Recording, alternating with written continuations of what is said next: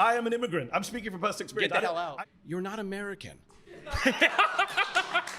I just had a picture of a green room where after the recording, you know, the people that have said you've got to leave the country are sitting down and breaking bread with you and having a laugh, or, you know, I wonder whether they were as obnoxious. I'm limited as to what I can say happened off camera, but let me tell you this. There was no difference between them on camera and off camera. In fact, they said worse things off camera.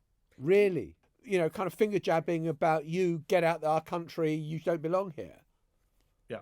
Do you think they are worse than the Ku Klux Klan? It's funny because the friend of mine who I took with me for security, as we left, said to me, "What was that? That felt like a low-key Ku Klux Klan rally," is the phrase he used, Emily. So it's interesting you asked that question.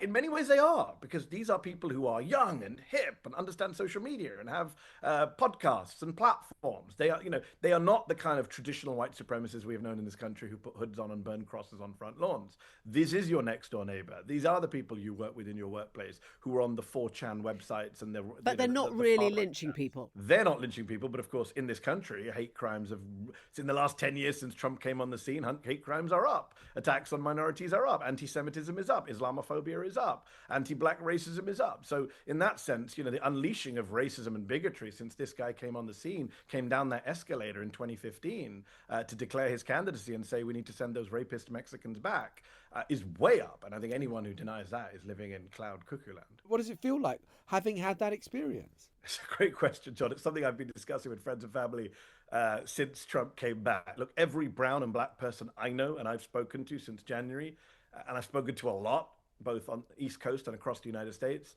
has a plan B, has had discussions about what do they do if this country continues down this path.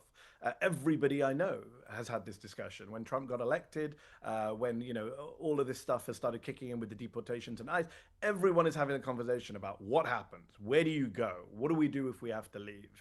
I'm talking about prominent people too. I'm talking about people in the media, people in politics, people in popular culture, and this is the real danger right now, is that people kind of give up, right? There's a sense that that's what they want, right? That's what the fascists and the white supremacists want. They're nihilists. They want everyone to just give up and roll over. That's how fascists have taken power in most Western societies.